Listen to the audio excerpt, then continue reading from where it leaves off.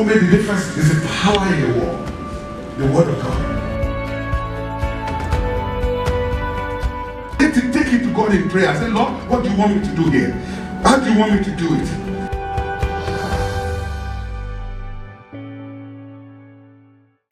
I want us to look at 1 Chronicles chapter 21, starting from verse 18. But we're not going to read it from verse 18, because when we look at verse 1, I'm not going to read that, but we'll go back to 18 later on. And I'll summarize, because I want you to get the context about what I'm going to speak about this morning. In verse 1 of 1 Chronicles 21, the Bible opens that chapter, that verse with 9. Satan stood up against Israel and moved David to number Israel. So David numbered Israel. Why? Do you know? Why did David choose to number Israel? Question quickly, please. Why did he decide to number Israel? Yeah, you see, I experienced that a lot. People are not answering. I don't know what's going on this morning. No, he actually numbered everybody. Everybody. And like I said, I always experience this when I go to meetings and meet pastors. Most times, the first thing that they will ask is, what are you running? I've said it here before. What are you running? And what they are asking is to find out how many people are in your church. And what I always use, I say, who is counting? I don't count. Because I'm not the one that's going to make anything happen in my church. So it is all about ego. When you say you're running 1,000, yes, that pastor that is running 100 is not in your league, so you move away and go and find those who are in their thousands. Peradventure, David also wants to boost his ego. He said, look at that many people that I have. And the Bible records that it was the Satan. It was Satan that prompted him to do that. And God was angry with him. And God was going to punish him. And God gave him 3 different options of his punishment. I love God. You see, God is even giving, and I believe that it was because of their closeness with David, isn't it? For some, God will not even give you options. But if you are so close, when at times when you make mistake, God will give you options. Say, choose. These are the 3 options that you have. 3 years of famine, 3 months destroyed by the enemy, or 3 days of judgment by the angels of God. And David said, I'll choose number 3. 3 days of judgment by the angels of God. He even said it in the text that it's better for me to fall into the hand of God than onto the hand of man. Because God is a merciful God. He knows God. He knows he's a man after the heart of God. He knows that if he goes and pleads with God, God will always have mercy. But man will not have mercy. So he went for the third option. And the angel of destruction went out. The Bible records that 70,000 men were slaughtered on that day. The angel of destruction. 70,000 because of the disobedience of one man. Yeah?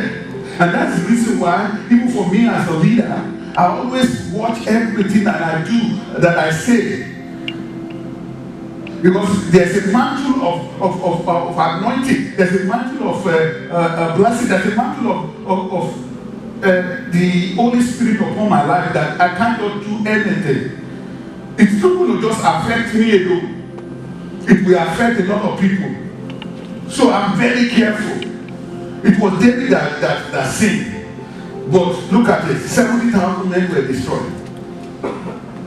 And David started pleading unto God. And God instructed the angel of destruction to stop. That is why we're going to pick our text this morning. Do you understand where I'm going with this? In verse 18, the Bible records it. It says, Then the angel of the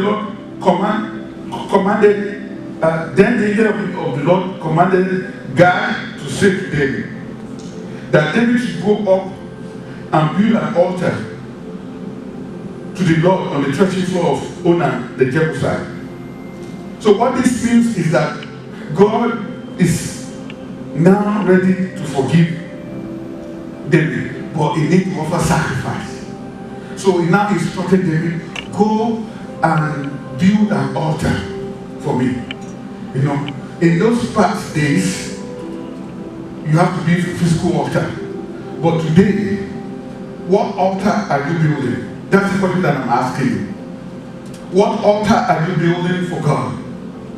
Do you even have time for God at all? Do you even spend time with Him on a daily basis? Because that is your altar. That is the place that you have communion, you know, that you can cry unto God. That you can, you know, crucify the flesh, and the Holy Spirit will minister to you, even as you build an altar for the Lord. So this morning I want to encourage you that every one of us must make sure that we have our own altar, prayer altar, that we spend time on a daily basis with God. So David was instructed to go to the threshing floor of Onan, the Jebusite.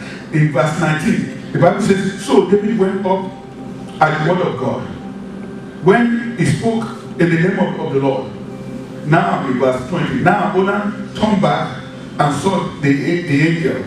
Onan, you know, for one reason or the other, God handpicked him to want to use his threshing floor as an altar. What a privilege.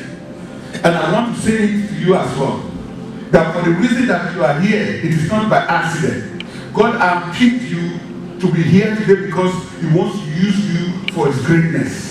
He wants to outpour His blessing unto you in such a way that you will be a blessing unto others. Onan didn't know what is going to happen. Onan didn't know why he was handpicked. But the angel showed up in verse 20. Showed up before Onan and his first son. And he was probably thinking, wow, 70,000 is already there. But I'm still alive. My children are still alive. Oh, this is a privilege. So in verse 21, as David came to Onan, Onan looked and saw David and went out from the threshing floor and prostrated himself before David with his face to the ground. Then David said to Onan, give me the site of this threshing floor, that I may build on it an altar to the Lord for the full price. And for the full price you shall give it to me, that the plague may be restrained from the people. Verse 23. Onan said to David, take it for yourself, and let my lord, the king, do what is good in his sight. See, I will give the oxen for burnt offering, and the threshing sledges for wood, and the wheat for the grain offering. I will give it all. I will give it all. I will give it all. Will you give it all to Jesus this morning? Will you give it all? They ask for land, but Onan says, I will give everything unto God. I will give everything to praise His name. I will give everything, you know, to avenge or to stop this angel of destruction. What about you? There are things happening around you. There are things that are not working. What are you doing about it? What are you doing about it? Yeah, like yesterday during our own fellowship, I made mention of something that, look, we have to start to pray for this leader that we have in this country. Because anything can happen anytime. We have to be praying for him, seriously. You know? In the same manner, Onan decided that, look, you know, there is destruction. And look at the man of God. Look at the angel that showed up. I'm going to sacrifice, I'm going to give everything up, you know, to stop this destruction going on. At least, by His grace, I'm safe. I'm still alive. My kids are doing well. You know, but adventure here, you know, if it is today, are we going to do the same thing? We'll be rejoicing in the fact that, oh, we are safe. There's nothing happening to our family, you know, and 70,000 is already destroyed. So this morning, I want you to examine your giving. It is just by the grace of God that you are where you are. You have mates that graduated together in the same class. You know, that are still struggling today. And look at you, you are blessed. You know, you have mates, high school students, you have mates that probably have 4.0, you know, that didn't get admitted to that prestigious university. It is by His grace. If you want, you can go and find that, research it, you see that there are some that are still struggling. Probably at the end of the day, I don't want to mention names of colleges, but you know that there are some that are prestigious, but by His grace, you are admitted there and they are still struggling, or they will go to a third-rated college. It is by His grace. It is by His grace. So this morning, I want to mention some few things. That the giving of Onan will help us to understand how God wants us to operate, to be able to receive this overflow of God's blessing, because it's not going to be free, it's going to cost you something. So what will this giving, this total giving, what will it cost you? In this story of Onan, you will see that it should be from total surrender. Total surrender. Onan surrender all. You know, in 21st century America, we struggle in this area. We struggle in this area, including myself. Have we surrendered all to Jesus? Have we surrendered all to Jesus? Probably not. We all struggle in this area. We rationalize too much. But only in this story, you could see that everything came out of total surrender unto God. Number two, you know, this giving must be in the light of, it should be done out of love and respect for the king. The Bible records it that when David showed up, you know, Onan prostrated. I'm people saying, I'm taking it further down than just acting king. I'm saying that we should come from total love for our king, the King of Kings, the Lord of Lords, the one that made things happen, the one that gave his life so that he might have life. You know, the one that error cannot hold back. You know, the one that the devil cannot keep in shore. The one that gives you life, the one that makes you cheap, the one that makes you achieve whatever you are able to achieve. He wants you to do it out of love for this King of Kings, this Lord of Lords. He wants you to, you know, show your love in so many ways that you are willing to surrender all. It should be done out of love and respect for Jesus, out of love for the King of Kings, the Lord of Lords. It should also be sacrificial. You know, this man said, take it yourself. Take it yourself. In verse 23, it says, you know, the last word there says, I give it all.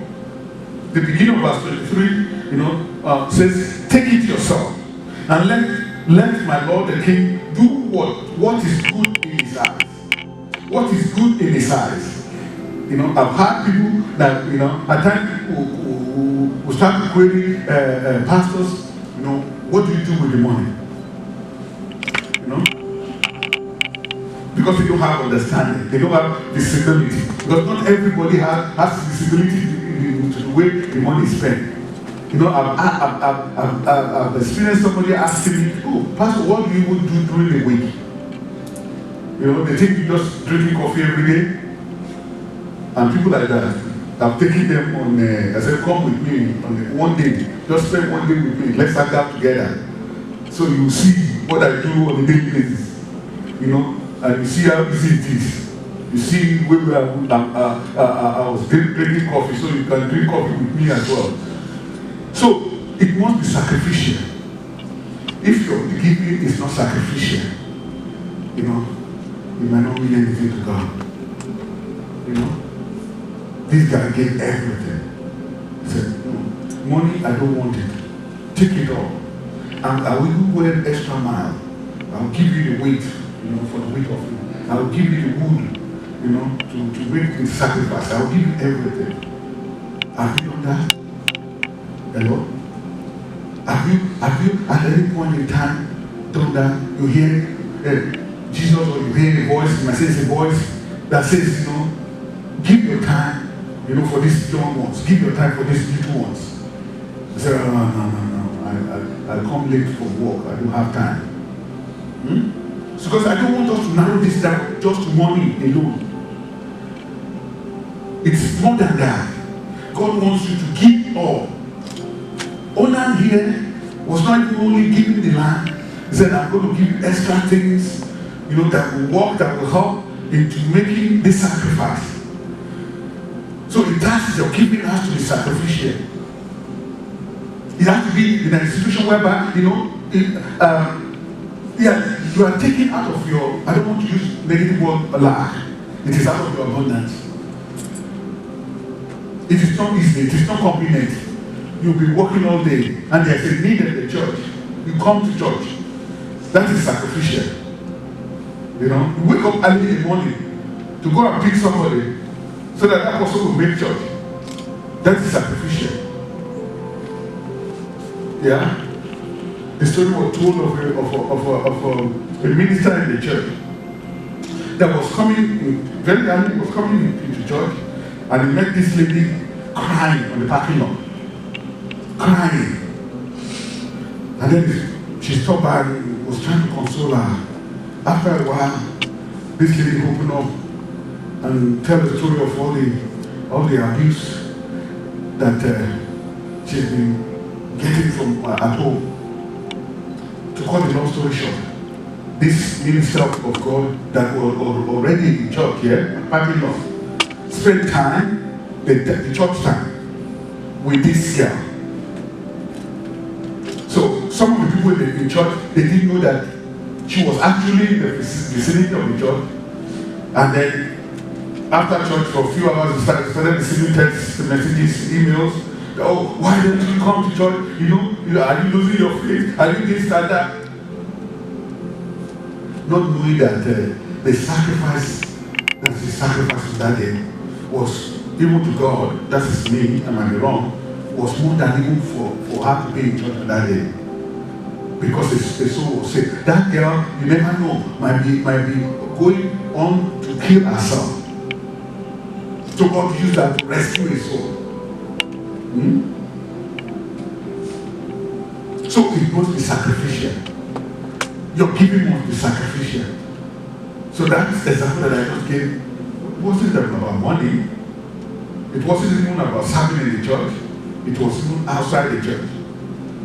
For example, like our Alpha class going on, up to now, I don't know, because I don't get too much involved, but I would say up to now, we've not talked about even inviting them to church. Yeah? Am I right? Because it's the salvation of their soul that is very important to us. When they are saved, when they become saved, they are the one that's going to be asking us, oh, what time is your service? They will be asking you, what time is your service? Oh, call me, or come and bring me, or whatever. So all our efforts must be sacrificial in the way that we are focused on salvation. Because when they are saved, you have rescued 1, 2, 3, 10 people from destruction, from hell. Because Jesus is only the way. People might not like it, Jesus is the only way.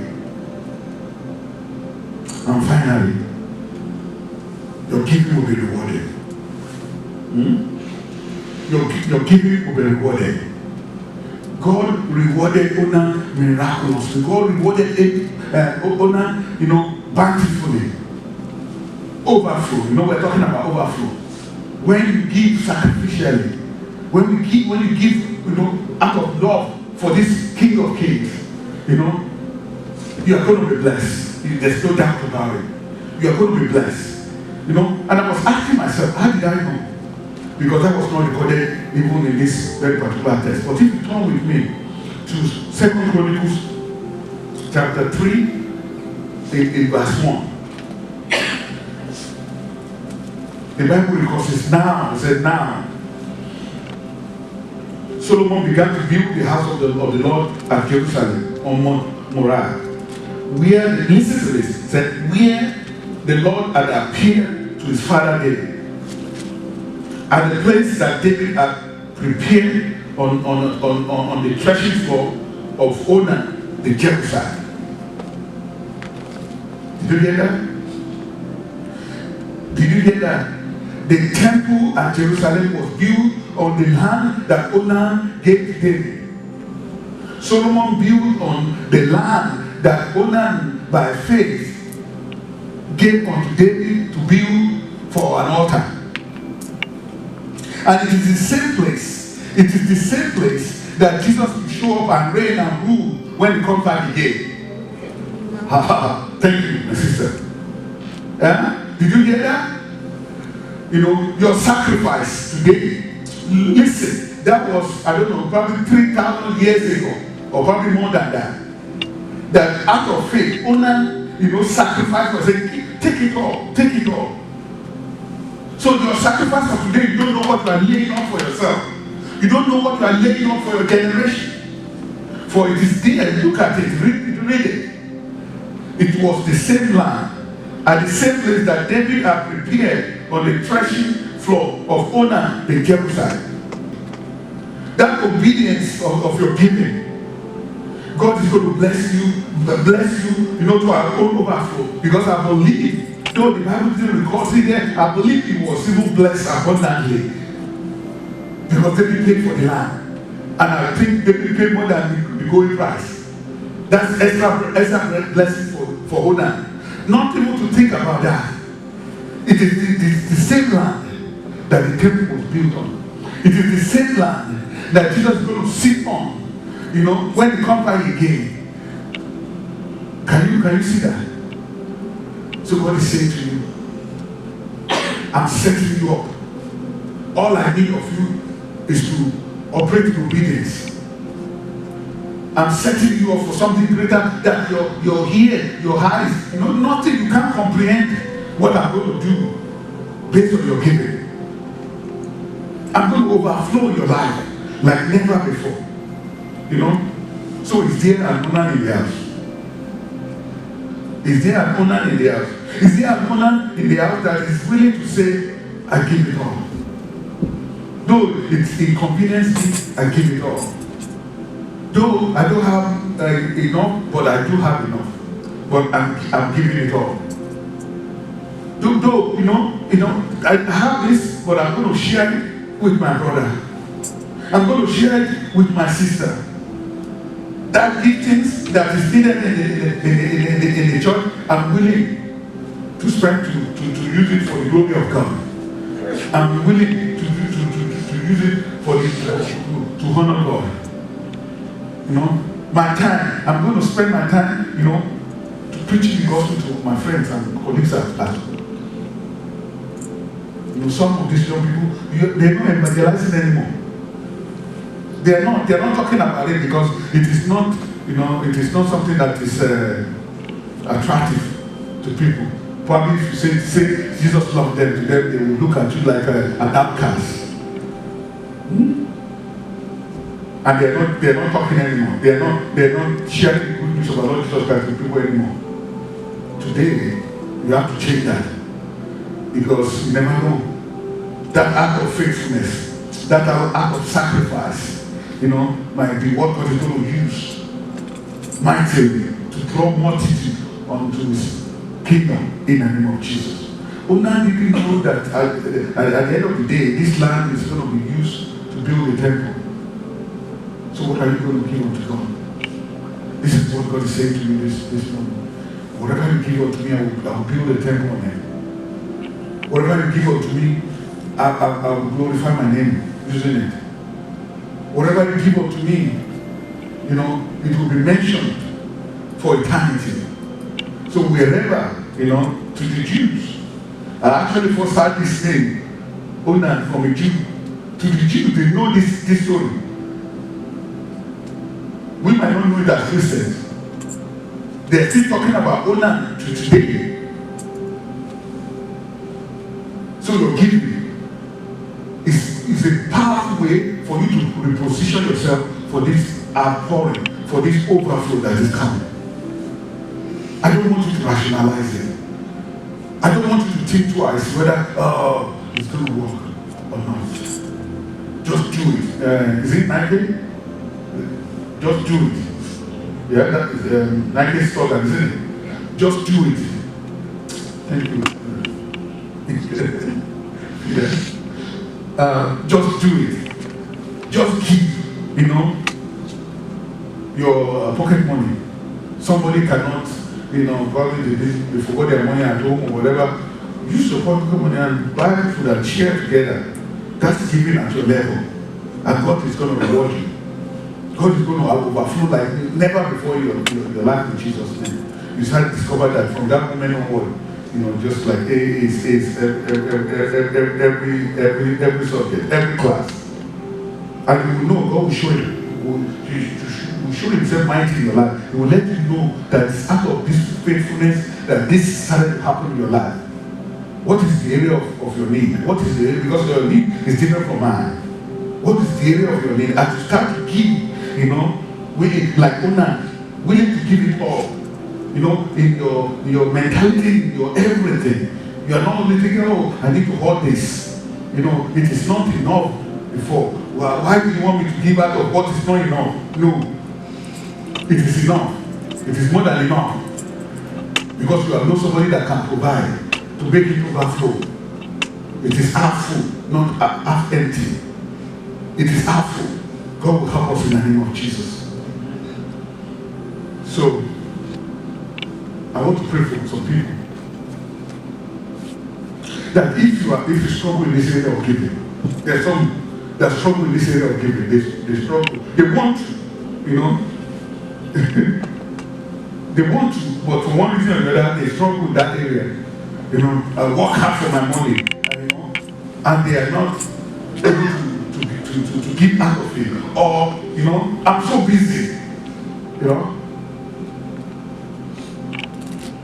And I gave you an example of somebody that just recently died.